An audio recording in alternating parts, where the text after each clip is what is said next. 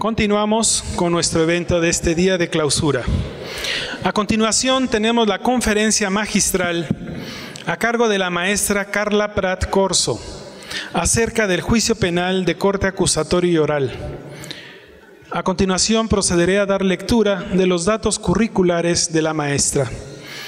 Está certificada como capacitadora del sistema acusatorio por la Secretaría Técnica del Consejo de Coordinación para la implementación del Sistema de Justicia Penal, CETEC, así como en materia de juez de ejecución de sanciones penales por el Poder Judicial Federal. Como grados académicos, cursó la licenciatura en Derecho por el Instituto Tecnológico y de Estudios Superiores de Monterrey, Campus Monterrey. Cuenta con maestría en Derecho Penal por la Universidad Autónoma del Estado de Hidalgo, así como maestría en Gobierno y Desarrollo Regional por el Colegio del Estado de Hidalgo. Actualmente cursa el doctorado en Derecho Constitucional y Proceso Penal por el Instituto Nacional de Estudios Superiores en Derecho Penal. Asimismo, ha participado en programas de estudios en el extranjero, en la Universidad Pontificia de Comillas, Madrid, y Harvard Extension School, en Boston, Estados Unidos. En el ámbito de la docencia, ha sido profesora de diversas materias del sistema acusatorio adversarial en el Centro de Estudios de Posgrado, así como en el Instituto Nacional de Estudios Superiores en Derecho Penal. También ha sido capacitadora de operadores en el sistema acusatorio para las instituciones CAFSA y el Programa de Apoyo en Seguridad de Management Systems International, Inc. Asimismo, ha sido contratista de la Agencia de los Estados Unidos para el Desarrollo Internacional, USAID, en México y Panamá, entre otros, así como capacitadora de SEAD. Ha sido profesora en las universidades La Salle, Autónoma del Estado de Hidalgo e Instituto Tecnológico y de Estudios Superiores de Monterrey, así como capacitadora en técnicas de litigación oral en California Western School of Law, en el programa de acceso capacitación en San Diego, California, y capacitadora de la American Bar Association en México, Ecuador y Perú. Actualmente funge como asesora académica en California Western School of Law, Acceso Capacitación, San Diego, California. Entre otras experiencias profesionales, ha laborado en la Defensoría Pública del Condado de Montgomery, Maryland, Estados Unidos de América, participando en la codefensa en juicios orales y asistencia jurídica en la Defensoría Pública en la atención de delitos graves y como abogada en asuntos jurídicos de análisis y litigio en el despacho de abogados Pratt Straffon y Asociados. Con ustedes, la maestra Carla Prat Corso.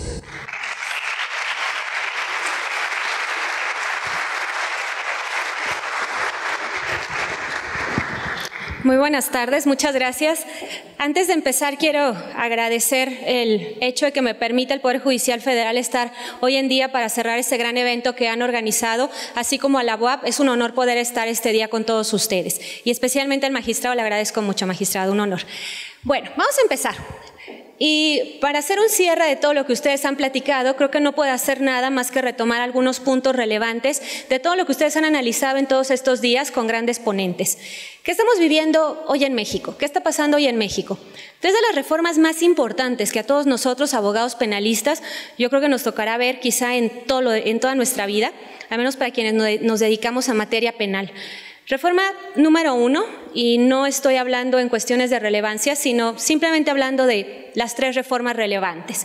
Primera reforma, reforma en materia de derechos humanos. Segundo, reforma en materia de amparo. Y para terminar con ello y comenzar con la charla de hoy, la reforma en materia penal, la reforma en materia de seguridad y justicia. Y eso es lo que nos lleva a generar una gran transición hoy en México. Generar un cambio de un sistema de corte mixto o de corte mixto inquisitivo, como le queramos llamar, a un sistema de corte acusatorio. Y para eso hay que cerrar un punto que seguramente habrán charlado en grandes ocasiones en este mismo foro, que es un sistema de corte acusatorio, porque ese es un punto que a veces no tenemos claro en las propias audiencias como operadores. ¿Qué estamos implementando en México? Estamos implementando un sistema que requiere una separación clara de funciones. Eso es un sistema de corte acusatorio. ¿Y a qué nos referimos con una separación de funciones? Muy sencillo. Hoy en este sistema deberemos de tener claridad en cuanto a una parte acusadora, estemos hablando de un ministerio público, de un fiscal o de un acusador particular que tiene verdaderamente la carga de la prueba, frente a una defensa que hará su propia tarea y a un juez que sin duda alguna tendrá que resolver absolutamente todo lo que le pidan en cada una de esas audiencias y además, en la mayoría de los casos, lo tendrá que resolver de manera inmediata. Eso es lo que estamos implementando hoy en día en México, un sistema de corte acusatorio. ¿Cómo y por qué llegamos a esto? De manera muy breve, recapitulando todo lo que ustedes han platicado. Y si me pueden ayudar, por favor, con la primera diapositiva, se los agradezco. 18 de junio de 2008. Muchísimas gracias. 18 de junio de 2008. Sabemos que en ese momento es cuando la norma constitucional es reformada. Tenemos 8 años para implementar la reforma. Mejor dicho, teníamos 8 años para implementar la reforma. Hoy nos quedan menos de 20 meses. ¿En dónde nos encontramos parados hoy en día? Hoy en día, y esto no es la mejor estadística que quisiera yo platicar, pero es la estadística real, tenemos implementado poco más, poco menos del 20% de la República Mexicana la reforma. Es decir, nos quedan menos de 20 meses para implementar el otro 80%.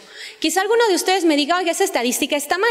Acaban de sacar hace poco una estadística donde decía que llevábamos ya por ahí del 30-40% de la República. Es cierto, solo que esa estadística no estaba tomando en cuenta la implementación a nivel federal.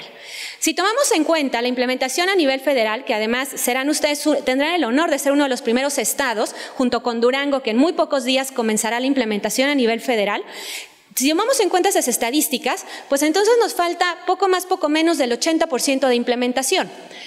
Y de ahí quizá les suene también un poco peculiar esta estadística, porque, de acuerdo a la información que les puse en esa diapositiva, tenemos hoy 21 estados de la República Mexicana implementados. Es cierto, 21 estados, pero hay que tomar en cuenta que de esos 21 estados, solamente 4 de ellos tienen la reforma implementada en su totalidad.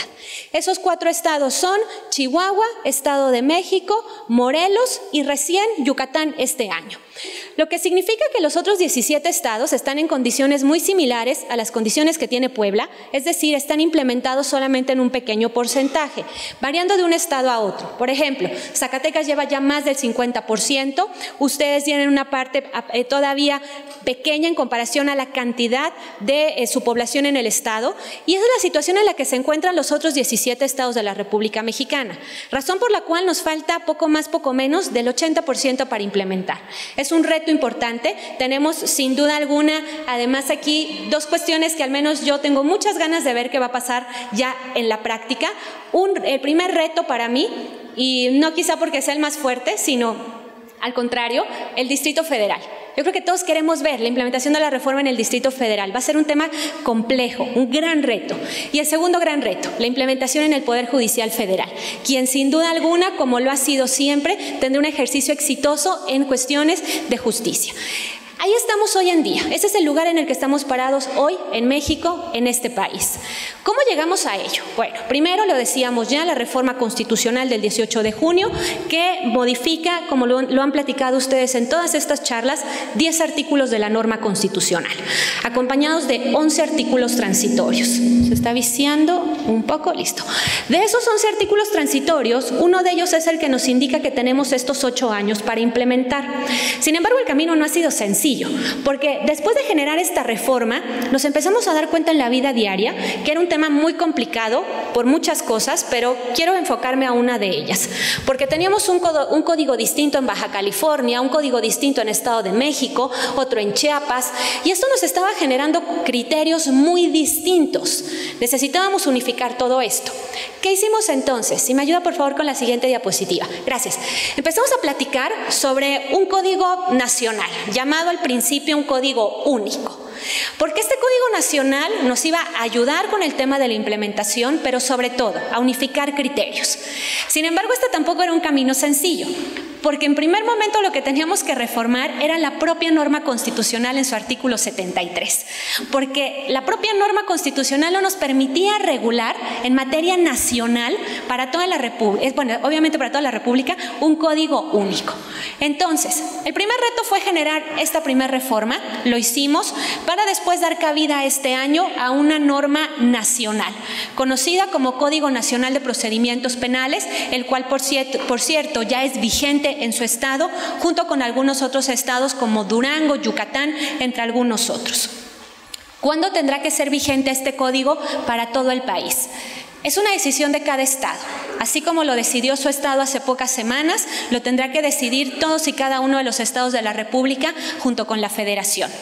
Pero tiene que estar implementado antes de 2016, de esta fecha límite del 18 de junio, si es que esto se mantiene como se ha manifestado en primer momento. Cabe mencionar que ayer, en una reunión que hubo, CIDE insistió muchísimo en la presencia de nuestro secretario de Gobernación que era necesario ampliar esa fecha. Los estados lo están solicitando, lo solicitaron ayer de manera muy estricta.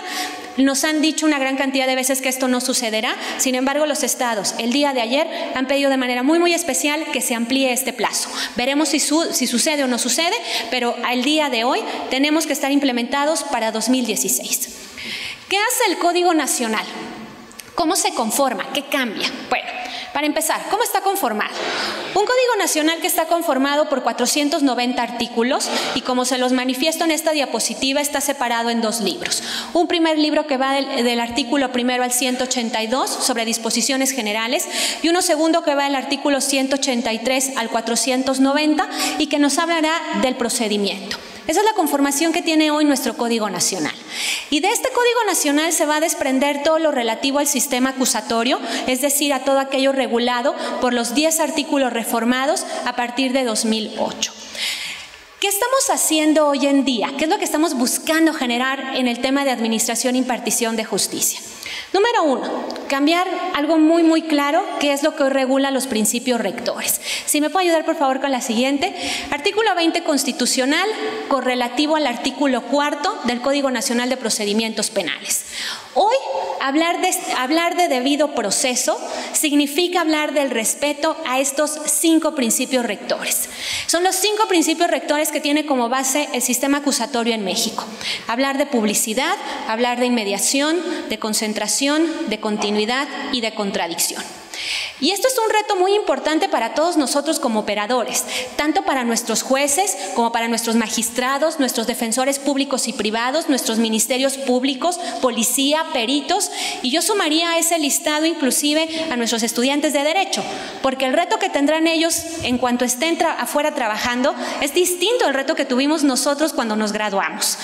¿Qué significa esto? ¿Cuál es la base de estos 5 principios rectores? Muy breve porque ustedes los han platicado. Publicidad. ¿Qué queremos hoy en día? Audiencias públicas, audiencias abiertas, donde todos y cada uno de nosotros podamos ser censados al momento de estar haciendo nuestro trabajo. Y esto ha traído experiencias muy interesantes. Tengo yo al menos 2 muy particulares en mi vida laboral que siempre guardo muy en la mente cuando hablo de publicidad. Me acuerdo mucho una audiencia, salimos, mi imputado estaba privado de su libertad. Cuando terminamos la audiencia ingreso al Cerezo a platicar con él y me dice un señor con una familia hermosa y me dice el señor: oye Carla, fíjate que este juez me gustó. A ver señor, ¿cómo que este juez le gustó? No, ¿por qué me dice eso? Fíjese, a diferencia del juez de la audiencia anterior y del anterior, este juez me explicaba muy bien y con mucha claridad todo lo que estaba pasando en la audiencia. Le entendí, se dirigía hacia mí, me explicaba qué era lo que estaba sucediendo. Porque en las otras usted ya me había explicado, pero el juez nunca me explicaba a mí, yo no le entendía qué era lo que estaba pasando hasta que usted me explicaba. Publicidad.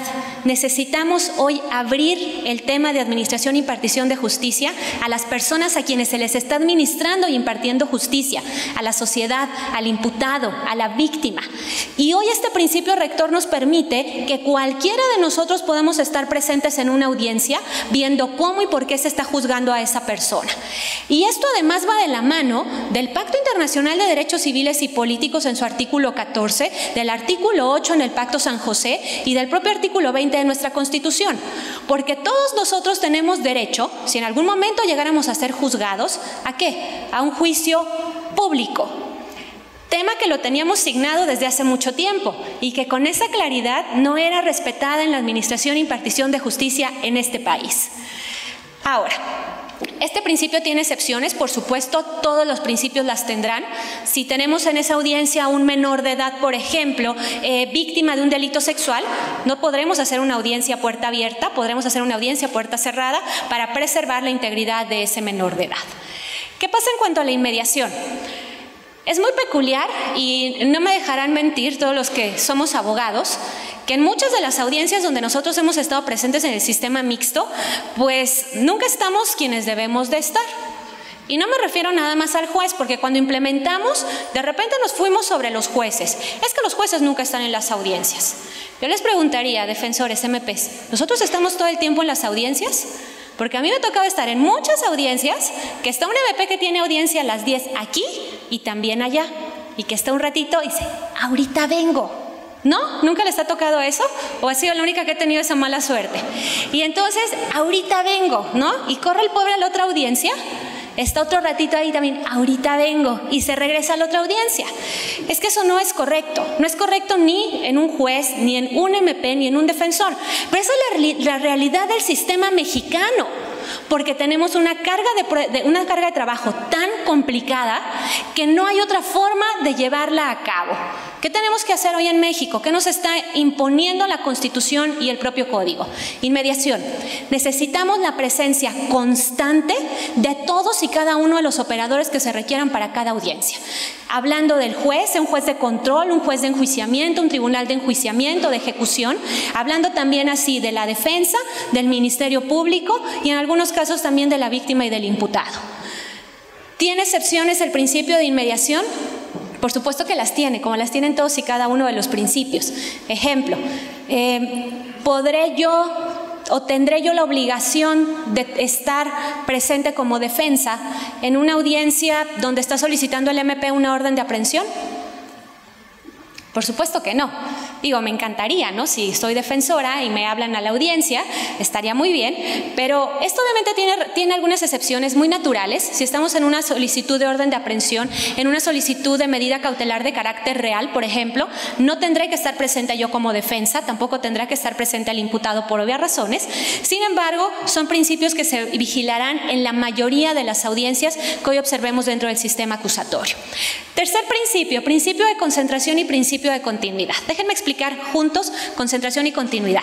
Hay que tener cuidado con estos dos principios porque son problemas que observamos en las audiencias. Hay veces que los propios operadores confunden concentración con continuidad.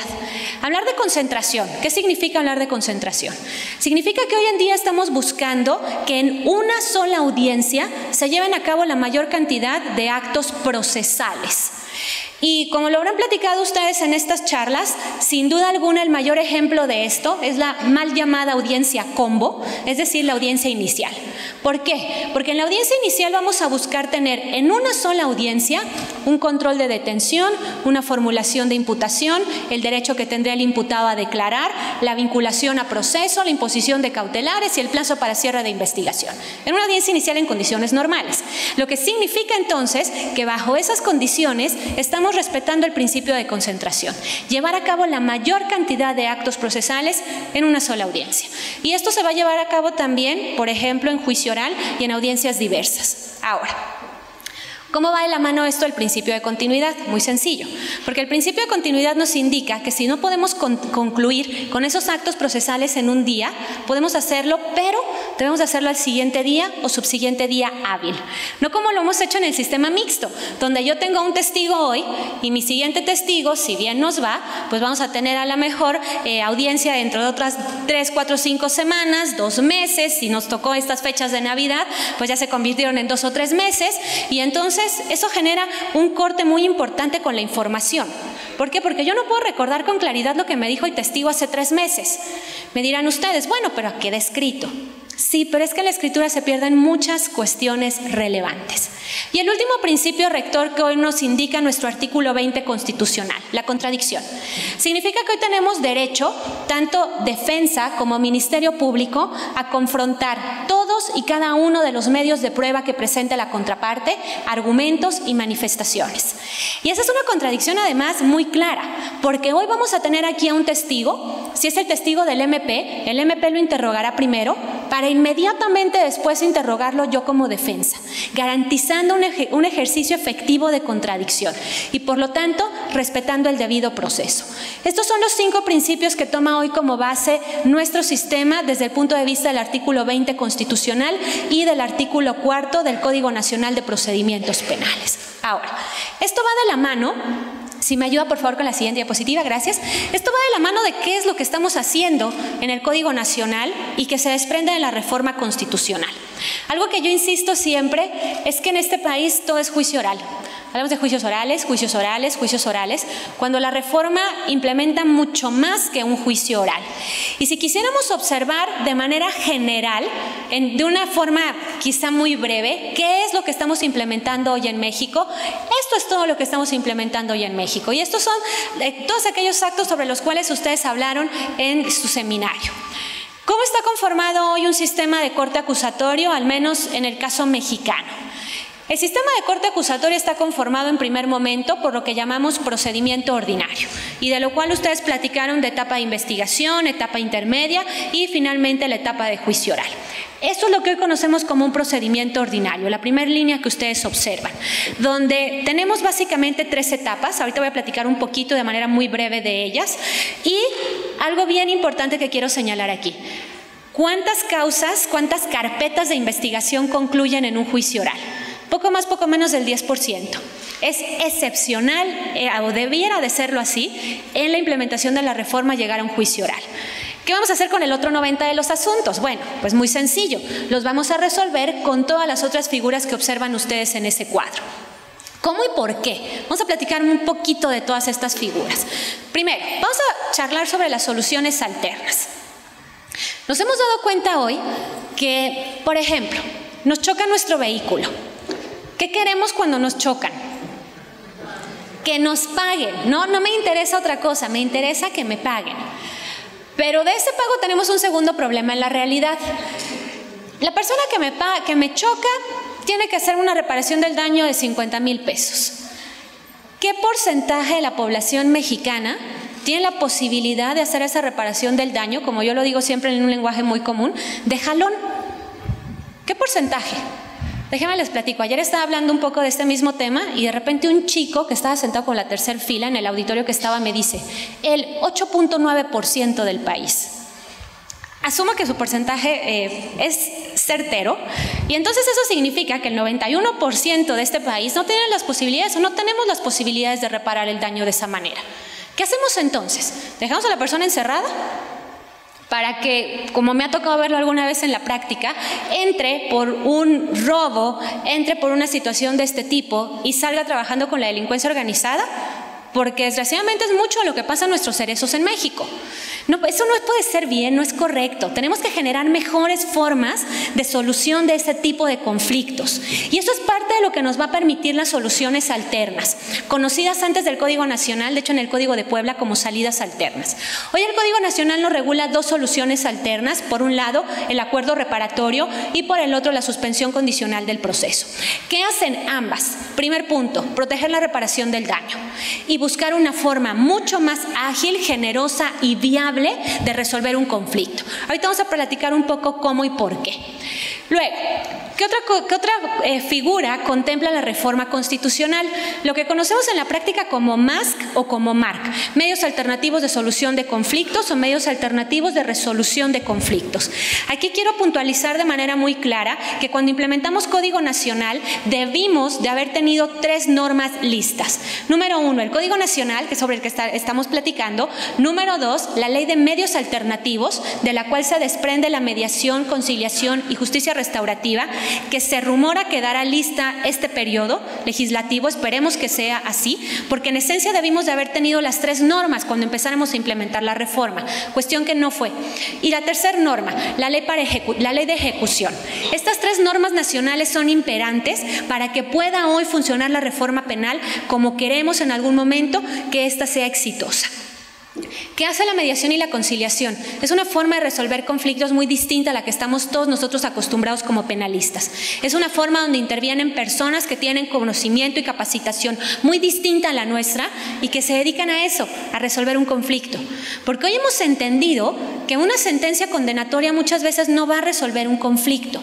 Ejemplo, que una chica que fue violada, sí, tendrá su sentencia condenatoria. ¿Y ella saldrá al día siguiente a la calle con tranquilidad? Ella necesita un tratamiento, necesita trabajar muchísimo más cuestiones personales antes de. ¿Cuántas veces hemos visto conflictos de 2 maestras, por ejemplo, de escuela, que se trabajan en la misma escuela, empiezan a tener un problemita, luego de ese primer problemita empieza a crecer, empiezan ya un día a hacerse de palabras, se agarran a golpes, después otra de ellas le raya el carro por el coraje y en uno de esos descuidos alguien acaba muerto? Porque la violencia genera más violencia, es la verdad. Si podemos ayudar a resolver el conflicto por medio de la mediación o la conciliación, eso nos ayudará a reconstruir el tejido de la sociedad y en algún momento a disminuir la violencia, a resolver conflictos. ¿Qué otra figura nos maneja nuestra reforma constitucional? La figura que para mí debería ser la más importante cuando hablamos del sistema acusatorio y quizá de la que menos se habla, la figura del procedimiento abreviado. ¿Por qué? Porque el 60% de sus carpetas deberán ser resueltas con una figura del procedimiento abreviado. Ahorita platicaré con un poco de ella, pero no es más que simple y sencillamente una forma de negociación de la pena. ¿Negociación de la pena entre quién? Entre un ministerio público o fiscal y un defensor e imputado, bajo parámetros que ahorita platicaremos muy breve, pero eso es el procedimiento abreviado en muy pocas palabras. Tenemos después algunas figuras que en parte son novedosas para nuestro país, en otra parte no, los procedimientos especiales. El procedimiento para pueblos y comunidades indígenas.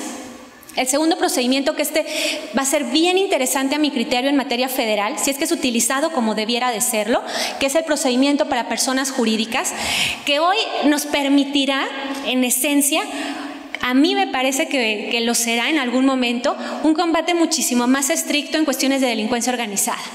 ¿Qué está pasando en México? Y esto es algo que pasa en muchos lugares del mundo. Hemos creído o hemos entendido que para combatir la delincuencia organizada basta con detener a las cabezas. Entonces detenemos a la cabeza y la delincuencia sigue igual o quizá más fuerte de lo que estaba antes. ¿Por qué? Porque abajo de esa cabeza viene alguien más, alguien más, alguien más, y eso no soluciona absolutamente nada. ¿Qué necesitamos ahí atacar? El recurso económico, porque mientras no ataquemos el recurso económico, lo demás simple y sencillamente va cambiando de cabeza en cabeza en cabeza. La naturaleza de generar esta figura de procedimiento para personas jurídicas tiene varios temas. Uno de esos temas es combatir todo el tema de operaciones con recursos de procedencia ilícita, conocido en la jerga como lavado de dinero. Combatir también todo el tema o ayudar a combatir cuestiones de delitos fiscales, también así algunas cuestiones de delitos ambientales y en materia local sin duda alguna, a mi criterio lo veremos de manera más común en los fraudes. Porque ¿qué pasa usualmente? Detenemos a la persona, le echamos la culpa a alguien, a una persona física, pero la persona jurídica sigue intacta. Hoy el Código Nacional nos permite sujetar a proceso a la persona física y también a la persona jurídica. Esto va a ser algo muy novedoso en México, es novedoso en muchos países. De hecho, España está teniendo ahorita su primer caso de procedimiento para personas jurídicas. A quien le gusta el fútbol conocerá sin duda esta historia porque va de la mano de un equipo de fútbol. El primer procedimiento para personas jurídicas que se está teniendo en España. Esto, insisto, creo que va a ser un reto importante para los fiscales, sobre todo en cuestiones de implementación de la reforma. La acción penal por particular, una tercera figura muy importante donde, como ustedes lo charlaron en estos días, nos permite que el particular tome la figura del Ministerio Público y es quien tiene la carga de la prueba.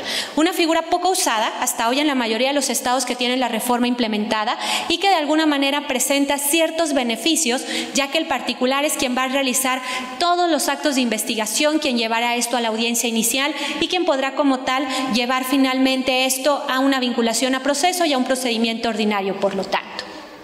La última columna, formas de terminación de la investigación. Aquí creo que lo único novedoso son los criterios de oportunidad. Y es esa facultad que le estamos dando al Ministerio Público para el no ejercicio de la acción penal bajo ciertos criterios. Por ejemplo, ¿cuántas carpetas vemos que tiene un Ministerio Público frente a un secuestro, frente a un homicidio, de cuestiones como... Ejemplo, aquel chico que entró al Oxxo y se llevó un teléfono celular de esos de 400 pesos. Y que eso genera una gran carga de trabajo.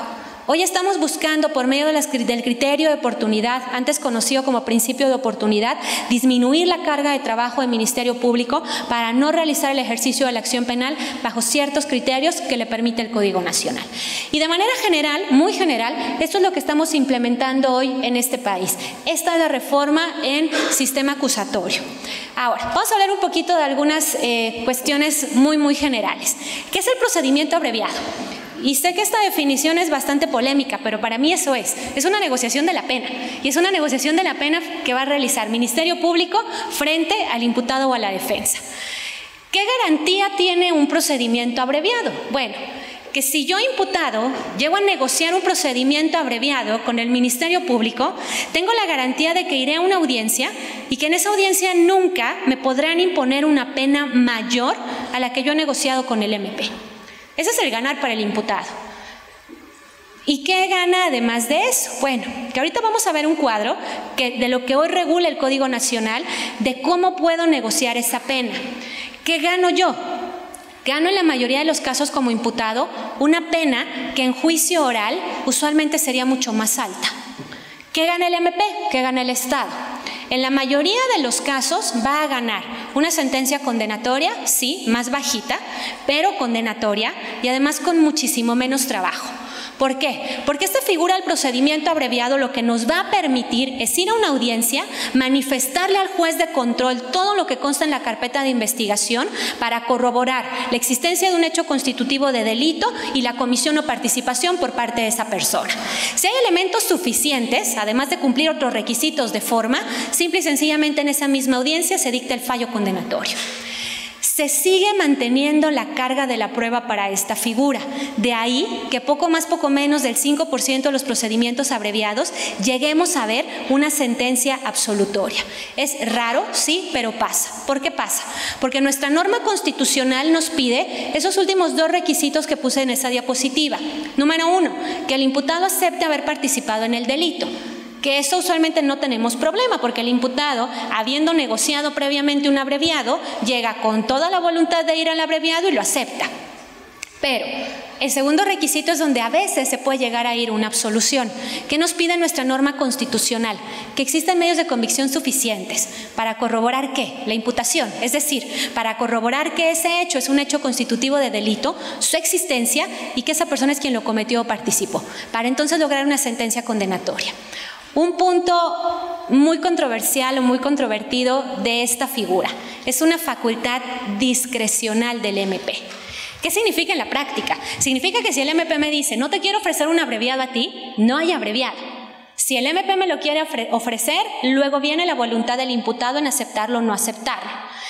Esto en algún momento fue muy criticado en México, sobre todo cuando vino todo el debate del Código Nacional.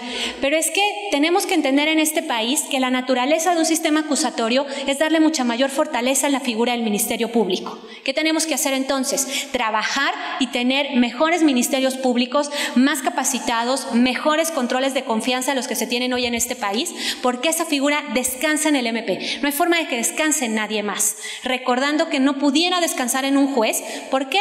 Porque recordemos que en este sistema el juez de control no tiene acceso, ni ningún juez, a la carpeta de investigación. Entonces, esta figura tiene que descansar forzosamente en el Ministerio Público para que pueda ser viable. Gracias. Esta es la posibilidad de negociación que nos otorga hoy el Código Nacional en un procedimiento abreviado. Y esto se desprende totalmente del Código, no es más que una forma de desglosar lo que nos dice el Código Nacional. Es decir, vamos a poner un ejemplo. Déjenme ir al último cuadrante. Si tengo un imputado que cometió un hecho constitutivo de delito, que el Código Penal nos marca una pena mínima de 9 años y una pena máxima de 18 años, bueno, ¿cómo puedo negociar esa pena? Primer punto, tengo que analizar cuál es el término medio aritmético. Si el término medio aritmético excede de los 5 años, tendré que ir a este último cuadrante, estoy en la segunda línea que les puse aquí. Si la pena el término medio aritmético es menor a los 5 años, puedo ir al cuadrante que está arriba. Primer punto a analizar. Segundo punto a analizar. Tengo que determinar si esta persona tiene una sentencia condenatoria previa por delito doloso o no. Si tiene esa condena previa por delito doloso, aun cuando el término medio aritmético sea menor de 5 años, me tengo que ir al cuadrante de abajo para la negociación. Segundo tema. Tercer tema. Tengo que determinar si a la persona se le vinculó a proceso y se le acusó por delito culposo o doloso. Si se le condenó por un delito culposo, puedo ir en base al tercer cuadro, a los cuadros naranja, al de arriba. Si fue por delito doloso, tendré que ir al parámetro de abajo. Vamos a pensar que mi imputado, Juanito González, se encuentra en el último cuadrante. Es decir, cometió un delito que el Código Penal nos regula una pena de 9 años a 18. Y además el delito que Juanito cometió es un delito de corte doloso. Si seguimos las reglas de este cuadro, pues lo único que podrá negociar el Ministerio Público será en base a este último criterio. Es decir, de los 9 años que marca el Código Penal, podrá restarle una tercera parte. De 9, si le resto una tercera parte, ¿cuánto le resto? 3. ¿Y cuántos años me quedan? 6. Entonces, milagro, no escuché ningún 4. Ya cuando llego a escuchar un 5 es cuando me preocupo. Es que somos abogados, los números son muy lindos, pero... Bueno, entonces regreso al ejemplo, les decía yo. Para este caso particular, si la pena mínima es de 9 años, el MP le puede restar como máximo 3 años y le quedarían 6. En un procedimiento abreviado para este caso en particular, le pudiera ofrecer el Ministerio Público a Juanito como mínimo 6 años. Es distinto 6 años a 9 años y además los beneficios quizá también fueran distintos. Esta es la naturaleza del procedimiento abreviado. El Ministerio Público puede ofrecer una pena menor en base a estos parámetros que indica el Código Nacional el día de hoy que la que pudiera enfrentar el imputado en juicio oral. Haciendo una negociación previa, una vez que está esta negociación hecha, vamos a la audiencia, se verifican los requisitos de forma que indica la Constitución y el Código Nacional. Si hay elementos suficientes, en esa misma audiencia se dicta el fallo. Esta figura del procedimiento abreviado en algunos casos, si el sistema funciona como debe de funcionar, les permitirá inclusive de la comisión del hecho constitutivo de delito, si hay detención en flagrancia, poder tener un fallo condenatorio en 4 o 5 días y una sentencia quizá en 5 o 6 días si es que tenemos una buena investigación. La policía es esencial, como lo han platicado ustedes, para el funcionamiento de un sistema de corte acusatorio exitoso. Ahora, brinquemos de tema. Soluciones alternas. Algo que no comenté. El procedimiento abreviado es viable para todos los delitos, absolutamente para todos. A diferencia de las soluciones alternas. Las soluciones alternas tienen un catálogo estricto. Por ejemplo, la figura de la suspensión condicional solamente será viable para aquellos delitos que tengan un término medio aritmético menor a 5 años. El caso de los acuerdos reparatorios tiene un catálogo, el propio Código Nacional. Ejemplo, sería viable para delitos patrimoniales, pero cometidos sin violencia. ¿Qué conlleva la existencia de un acuerdo reparatorio y la existencia de una suspensión condicional?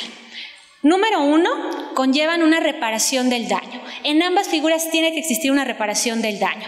Sin embargo, les decía yo hace rato, hemos entendido en este país que la mayoría de nosotros no tenemos las posibilidades de dar una reparación del daño, o sea, como comúnmente lo digo, de jalón, sino que muchas veces tenemos las posibilidades de hacer esa reparación del daño a paguitos. Es la verdad. Así funciona este país y es la posibilidad que tiene muchas veces una persona. Yo no te puedo pagar los 40,000 pesos, pero te puedo pagar 4 este mes, 4 el mes que entra y así sucesivamente. Esta figura tanto del acuerdo como de la suspensión lo permite. Vamos a un término jurídico. Permite realizar la reparación del daño de manera inmediata, con un cumplimiento inmediato o con un cumplimiento diferido. Es decir, te voy a pagar la totalidad o voy a generar un plan de reparación del daño, permitiendo generar pagos.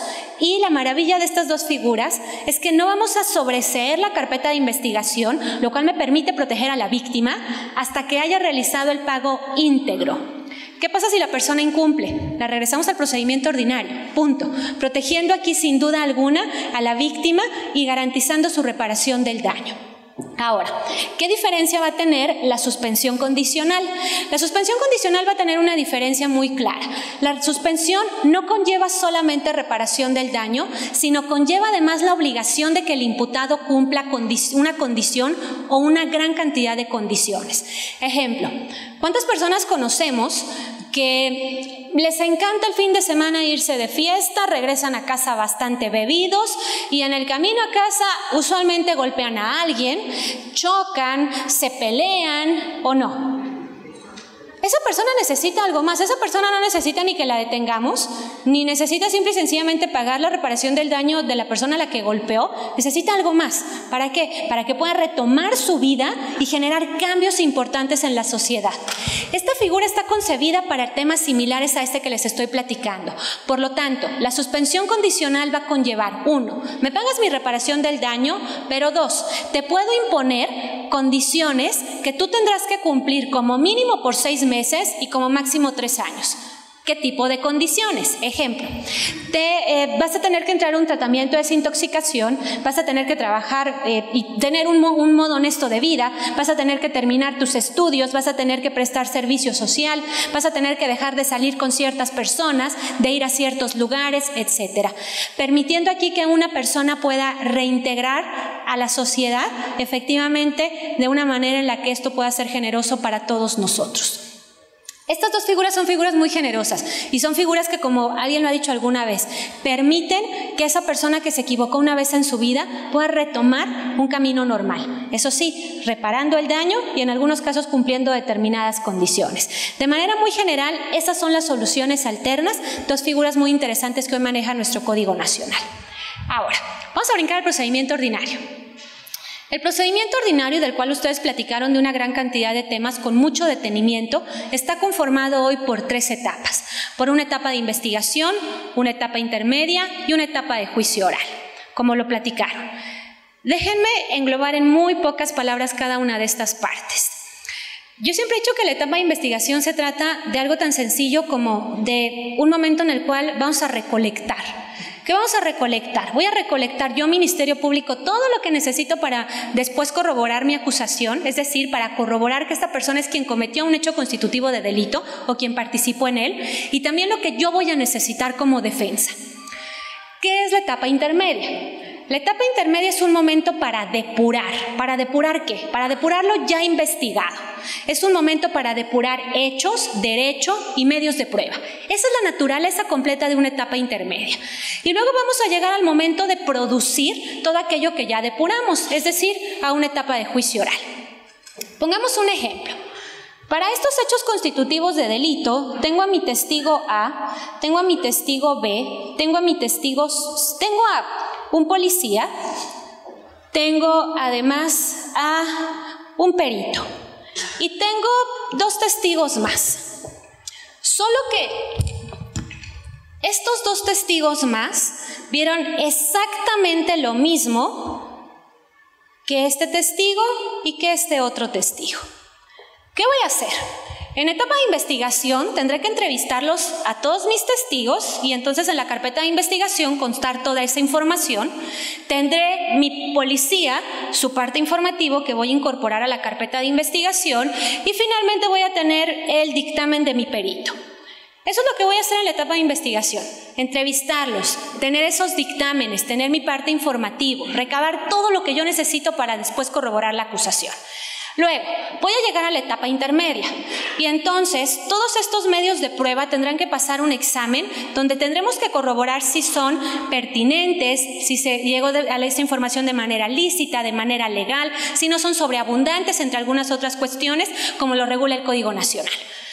Ejemplo, si estos 4 testigos me van a venir a decir lo mismo, vieron lo mismo, conocen lo mismo, ¿necesitaré a los 4? ¿Para qué? Esto es prueba sobreabundante. ¿Qué voy a hacer en la intermedia? Depurar a todos mis medios de prueba. Y entonces, si estos son pruebas sobreabundantes, pues les damos las gracias y solo llegará a juicio oral aquello que es lícito, legal, pertinente. ¿Qué vamos a hacer en juicio oral? Bueno, en juicio oral, ahora sí, voy a traer a mi testigo A la audiencia para que les cuente a los jueces qué fue lo que vio, qué fue lo que sabe. Voy a traer también a mi testigo B, voy a traer además a mi perito, a mi policía, para que nos platique también qué fue lo que hizo, qué vio, qué escuchó, y finalmente a mi perito. ¿Qué maravilla tiene hoy o qué es lo que estamos buscando en el juicio oral? Que vengan las personas, porque yo no puedo interrogar un parte informativo, yo no puedo interrogar un dictamen. Hoy nos exige el sistema acusatorio tener en juicio oral todos esos testigos, peritos, policías, y que además manifiesten todo lo que saben de manera directa frente a nuestro tribunal o frente a nuestro juez. Este procedimiento ordinario, además, de acuerdo al Código Nacional, va a subdividir la etapa de investigación y la va a subdividir en una etapa de investigación inicial y en una etapa de investigación complementaria. Pudiéramos hablar mucho de ello, quiero precisar aquí nada más dos temas. Primer tema, hoy el Código Nacional afortunadamente ha generado toda claridad manifestando que la etapa de investigación inicial está reservada para la defensa. Es decir, hemos entendido por fin que esa etapa de investigación inicial es una etapa del MP, donde yo defensa no tengo por qué estar metiendo mi interés en ella y que es un momento en el cual el MP va a investigar y va a determinar si es suficiente o no para formular imputación. Excepcionalmente, cuando el MP nos llega a citar, variará esto. Es decir, en pocas palabras, la etapa de investigación inicial no tenemos nosotros defensores ni imputado apertura a ella, salvo que el MP nos quiera citar. Esto ha sido muy claro en el Código Nacional porque fue un tema muy debatido en muchos estados de la República Mexicana, materia de muchos amparos en el país y de muchas críticas y dudas. Hoy está perfectamente regulado y creo que además de la mejor manera. Ahora, ¿qué otro punto relevante quisiera platicar de la investigación inicial? Esto lo conocen ustedes muy bien, lo charlaron aquí cuando hablaron de audiencia inicial, y este es el desarrollo que tendrá toda audiencia inicial en condiciones normales. Algo que a mí me gusta mucho es la naturaleza que tiene la concepción de esta audiencia. ¿Por qué? ¿Qué hacemos? Primero, vamos a determinar, antes de ver si Juanito González es responsable, probablemente o no, ¿qué es lo que lo trajo aquí a Juanito? Porque si quien detuvo a Juanito lo trajo aquí bajo una detención que no fue en flagrancia o habiendo violentado sus derechos de manera ilegal, de manera ilícita, pues terminamos ahí la audiencia y que Juanito se vaya para su casa. Ya luego verá el Ministerio Público cómo lo vuelve a traer aquí para formular la imputación. Eso es lo primero que vamos a hacer en una audiencia de control de detención. Vamos a ver si se le detuvo a esa persona verdaderamente en flagrancia y si esto además fue lícito y legal. Si es así, seguimos la audiencia. Para llegar después a lo que hoy se conoce como formulación de imputación. Es decir, en esa audiencia pública, el Ministerio Público le tiene que manifestar a la defensa de manera muy clara el hecho por el cual se le está investigando, precisando el modo, el tiempo, el lugar, la clasificación jurídica, su grado de intervención. Y dejar claridad entonces de la razón por la cual esta persona se le está siguiendo una investigación y está aquí sentado en esta audiencia. Luego de ello, en esa misma audiencia determinaremos si hay suficiente, perdónenme, antes de ello le vamos a dar derecho a declarar, si quiere hacerlo, solamente el derecho, si declara o no declara, igual seguimos la audiencia. Para después llegar a la vinculación a proceso, aquel momento en el cual el juez de control analizará, de acuerdo a la solicitud y manifestación del MP, si hay suficiente o no hay suficiente para sujetar a proceso a esa persona. Es decir, si hay datos de pruebas suficientes que se desprenden de la carpeta de investigación que corroboran la existencia de un hecho constitutivo de delito y la probabilidad, solo la probabilidad de que él es quien lo cometió o quien participó en él. Si se dicta un auto de no vinculación a proceso, hasta ahí llega la audiencia, pero queda salvo el derecho del Ministerio Público, con una breve excepción. Si se dicta el auto de vinculación a proceso, seguimos. A lo cual vendrá entonces la solicitud de las medidas cautelares. Es preciso comprender en este sistema que hoy el detener a una persona y también el dictar un auto de vinculación a proceso, en regla general, no lleva o no conlleva privación de su libertad. Lo que significa entonces que si tenemos aquí un Ministerio Público distraído y se le olvida pedir la medida cautelar en su contra, terminando la audiencia la persona está en estricto sentido en libertad. Hoy hemos entendido que lo natural para todos nosotros es estar en libertad. ¿Quieren limitar mi libertad? Perfecto. Estado. 1, tienes que pedirlo, y 2, tienes que probar algo que es muy claro en el artículo 19 constitucional, que existe necesidad de cautela para que me limites mi libertad personal. Y finalmente cerramos esta audiencia con un plazo para investigar. Plazo que en algunos casos podrá ser de hasta 2 meses, en otros casos de hasta 6 meses. ¿Para qué es este tiempo? Muy sencillo, para que investigue. ¿Pero para que investiguen quién? Ambas partes. Es un plazo común para que investigue Ministerio Público y Defensa y acaben de conjuntar ambas partes todos aquellos elementos que requerirán para momentos posteriores. En muy pocas palabras, esto es lo que han platicado ustedes, resumiendo quizá lo más relevante sobre una audiencia inicial que se desprende dentro de la etapa de investigación. Una vez que ha concluido esta audiencia inicial, se desarrollará esos momentos sobre la investigación, ya obviamente con un control judicial de requerirlo. Y llegaremos después, una vez que el Ministerio Público decide que tiene suficiente, va a acusar. Y con esta acusación entramos a la audiencia y a la etapa intermedia. La etapa intermedia corre, lo que abre la etapa intermedia es la presentación del escrito de acusación por parte del MP. ¿Cuándo acusa el MP? Cuando dice estoy seguro, o en esencia así debiera de ser. Estoy seguro, hay elementos suficientes, acuso. ¿Qué otra opción tiene el MP? Sobreseer. No hay elementos suficientes, sobreseo. Y tiene finalmente una tercera opción que es suspender el procedimiento por alguna causal, como por ejemplo, se dio a la fuga el imputado tiene alguna enfermedad transitoria mental, etcétera. En condiciones normales lo que sucedería y lo que abre esa etapa intermedia de preparación a juicio oral es la presentación del escrito de acusación.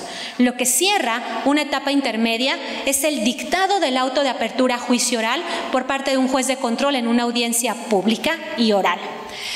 ¿Qué es esa etapa intermedia? Bueno, es una etapa que se va a subdividir primero en una fase escrita, que esto es algo muy nuevo, cómo lo maneja el Código Nacional. A mí, y tengo que decirlo porque estoy en su casa y siempre lo he dicho aquí en muchos lugares, a mí me encantaba cómo estaba regulada la etapa intermedia en el Código de Puebla. Sin duda alguna, para mí era una de las mejores regulaciones en este puntito a nivel nacional. El Código Nacional hizo algo bastante complejo y que vamos a ver en la práctica cómo camina. ¿Por qué? Porque fortaleció de manera muy importante la fase escrita, un poco como la tenían ustedes en el Código de Puebla, pero además de fortalecerla puso varios requisitos extra. ¿Qué hacemos en la fase escrita? En pocas y sencillas palabras, hacemos un intercambio de escritos entre Ministerio Público, Defensa, acusador coadyuvante, para ofrecer nuestros medios de prueba y presentar algunas cuestiones previas de depuración y prepararnos a la parte oral.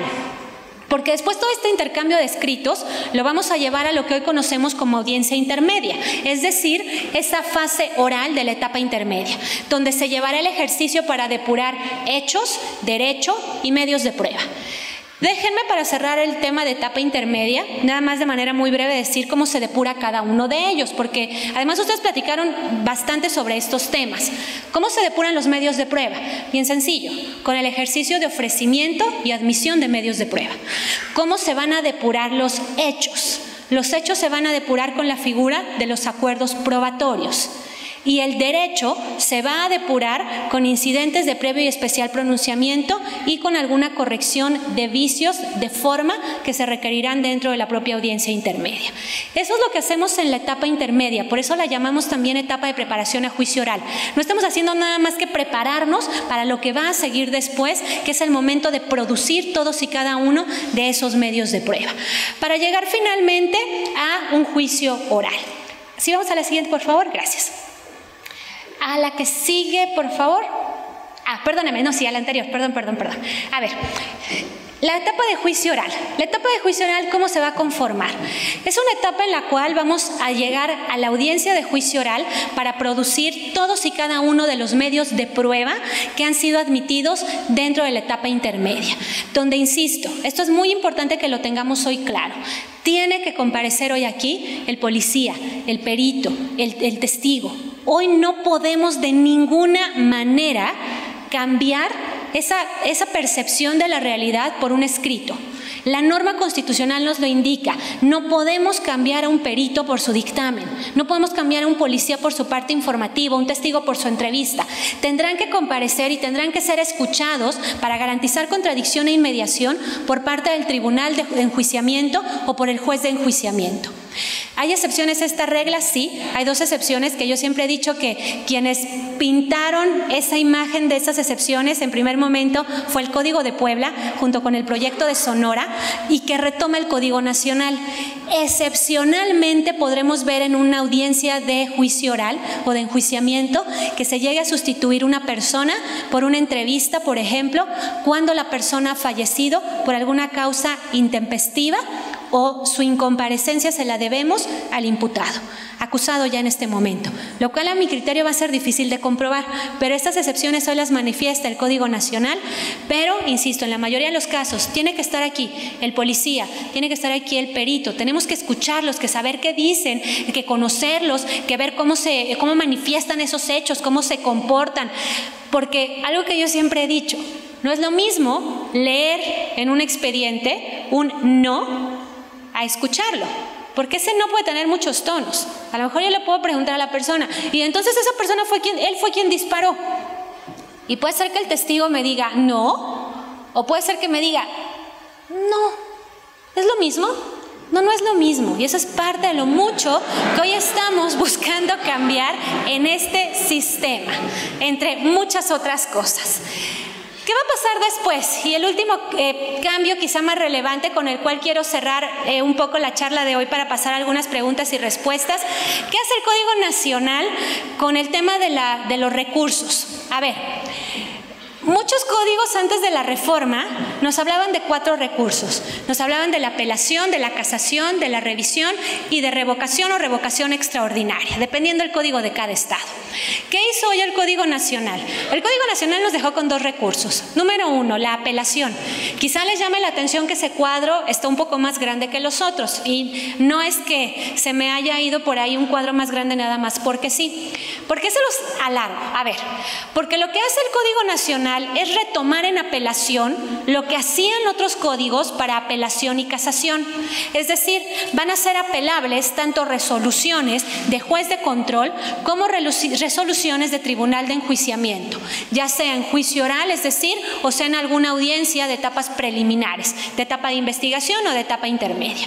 Luego, retoma el recurso, ese sí lo mantiene, de revocación para resoluciones de mero trámite. Y me decía el día de ayer alguien, ¿por qué sacó el Código Nacional? Bueno, ¿por qué se saca en el Código Nacional la figura de revisión o revisión extraordinaria? A mí me parece que realmente el Código no la saca. ¿Qué es lo que hace? Mantiene la naturaleza de la figura, pero sí la extrae de los recursos porque por sí mismo no es un recurso y la mantiene en un procedimiento especial denominándolo reconocimiento de inocencia del sentenciado. Esta figura es poco común. En México está empezando a trabajar un poco con esta figura, proyecto inocente o inocencia, conocido en algunos países como Innocence Project, donde se trabaja con personas que ya han sido sentenciadas de manera firme y posterior se encuentra alguna información que corrobore efectivamente que esa persona es inocente, llevando esto a una figura de reconocimiento de inocencia. Es decir, el Código Nacional mantiene solo 2 recursos, el recurso de apelación, el recurso también de revocación y finalmente la figura de reconocimiento de inocencia, conocida antes como revisión o revisión extraordinaria. Y de esta manera es como va a manejar el tema de recursos nuestro Código Nacional.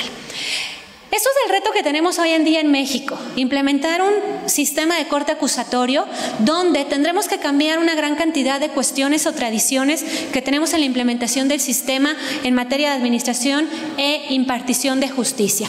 Un reto muy importante y que además sin duda alguna nos tocará verlo en muy poquitos días en Puebla y en Durango en materia federal. Es lo que estamos haciendo hoy, insisto, en muy pocas y contadas palabras, y si nos queda creo que por ahí 5 minutitos. Con esto cierro y damos, si así me lo permiten, apertura a un ejercicio de preguntas y respuestas. Muchísimas gracias.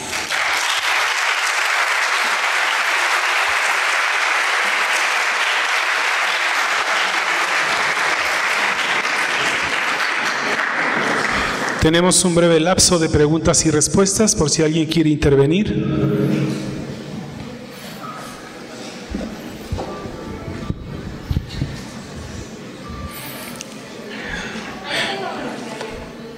Adelante. Quisiera resaltar que la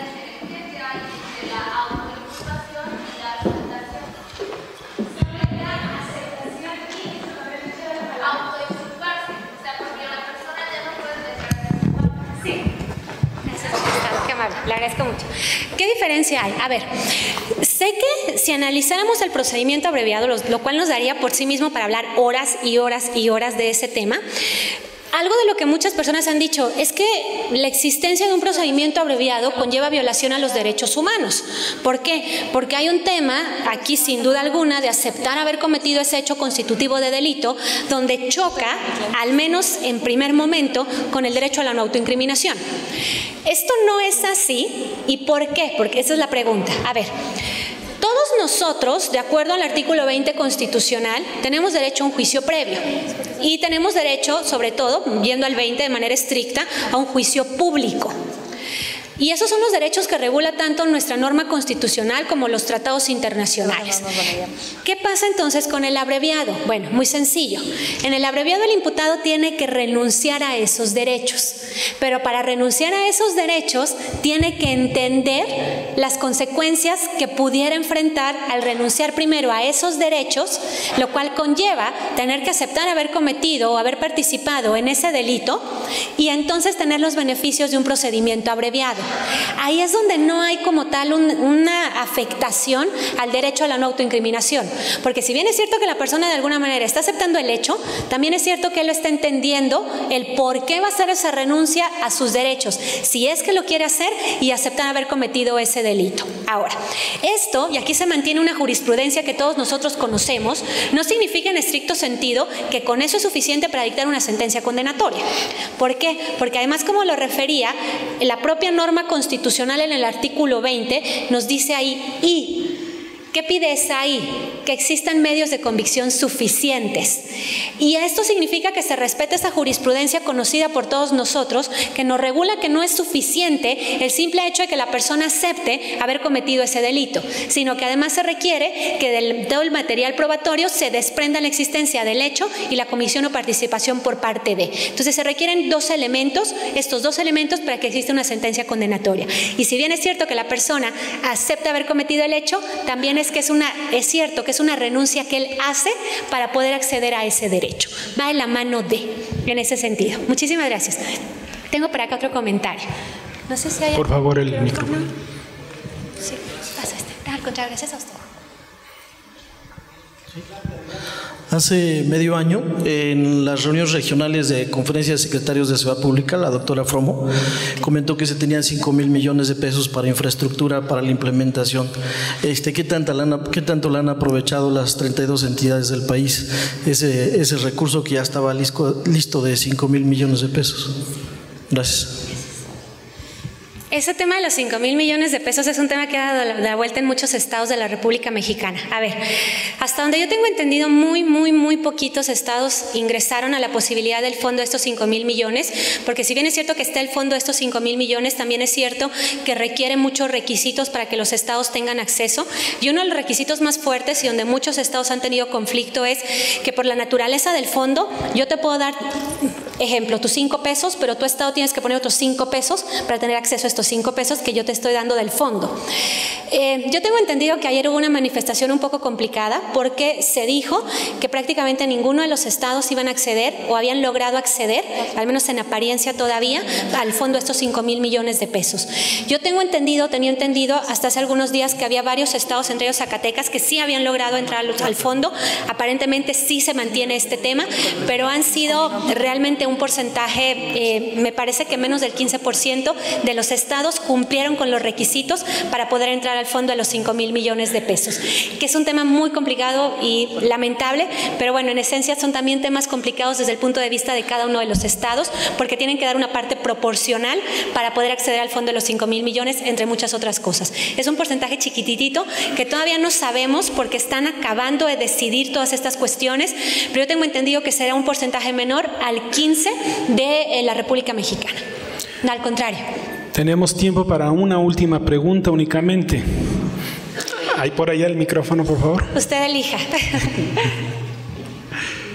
Cualquier otra cuestión estoy a sus órdenes en mi correo electrónico, porque creo que se quedó una mano por allá y estoy a sus órdenes en él. Muy breve, ¿usted considera que la figura del Ministerio Público sigue siendo o no un monopolio dentro del nuevo sistema penal, en virtud de que hace rato usted hizo un comentario que la carpeta de investigación es exclusiva del Ministerio Público? Es exclusiva, pero es exclusiva en la etapa de investigación inicial. Lo que pasa es que algo que alegamos mucho, y a ver, lo digo como defensora, tengo un criterio distinto como defensora y un criterio distinto como procesalista. Como procesalista entiendo qué es lo que debe de ser, como lo ha regulado el Código Nacional. Es decir, en la etapa de investigación inicial sí tiene el monopolio Ministerio Público. ¿Por qué? Porque ese es un momento del MP donde si a mí me permite como defensa imputado meter la mano en la carpeta de investigación, estamos convirtiendo otra vez al Ministerio Público en juez y parte. En un sistema acusatorio bien entendido, la etapa de investigación inicial es del Ministerio Público, a menos que el Ministerio Público nos quiera llamar. Distinto es en la etapa de investigación complementaria, donde a mí ya me formularon imputación o donde a mí ya me detuvieron, inclusive eso sí es en etapa de investigación inicial todavía, pero es muy raro, donde hay una orden de aprehensión en mi contra, una citación. A partir de ese momento tengo acceso a la carpeta, porque a partir de ese momento es cuando el Ministerio Público ya concluyó esta primer parte de investigación y entonces sabe que es suficiente por lo menos para vincularme a proceso. Esa es la naturaleza de... ¿Hay un monopolio en primer momento? Sí, pero una vez que yo tengo conocimiento de esos hechos, porque me detienen, porque me citan, a partir de ese momento yo, defensa imputado, tengo acceso a la carpeta de investigación. Hablar del monopolio del ejercicio de la acción penal creo que es un tema distinto, porque ahí tendríamos que hablar del tema de la acusación particular, o de la acción privada o la acción penal por particular, como le llamamos ahora con el Código Nacional, donde en muy contados casos el particular retoma el lugar que tiene el propio Ministerio Público, para entonces poder llevar él esto, armar su carpeta de investigación, investigar y llevar esto frente a un juez de control, separando un poco estos momentos. Gracias. Lamentablemente no, por cuestión de tiempo ya no tenemos oportunidad de otra pregunta. Solicitamos la presencia del doctor José Jaime Vázquez López y del magistrado y doctor Carlos Loranca Muñoz para una entrega de reconocimiento a la maestra Carla Prat Corso por su brillante intervención.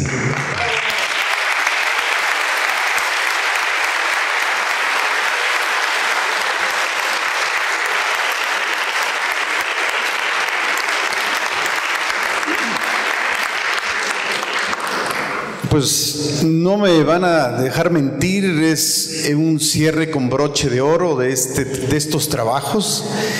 La presentación de la maestra Carla Prat Corso es de verdad muy valiosa, es una mujer muy talentosa, pero además con mucho conocimiento del tema. Nosotros habíamos contemplado al inicio de estas mesas invitarla como conferenciante, pero después nos dimos cuenta que era necesario, después de las mesas, que nos hiciera hoy un resumen, como lo hizo brillantemente en esta exposición, y por eso optamos por hoy invitarla a que nos concluyera con este trabajo.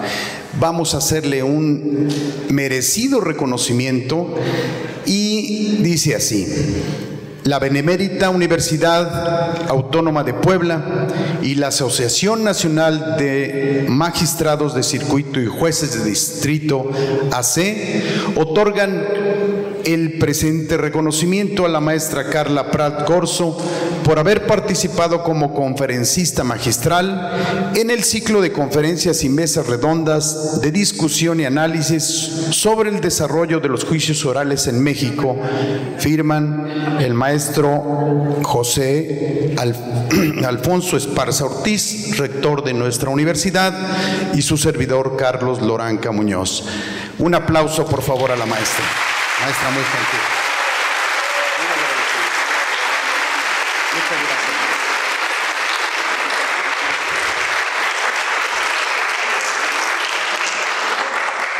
Despedimos con otro fuerte aplauso a la maestra. Ella tiene todavía muchas actividades y nosotros tenemos algunas informaciones. Muchas gracias, maestra. Que le vaya bien, maestra.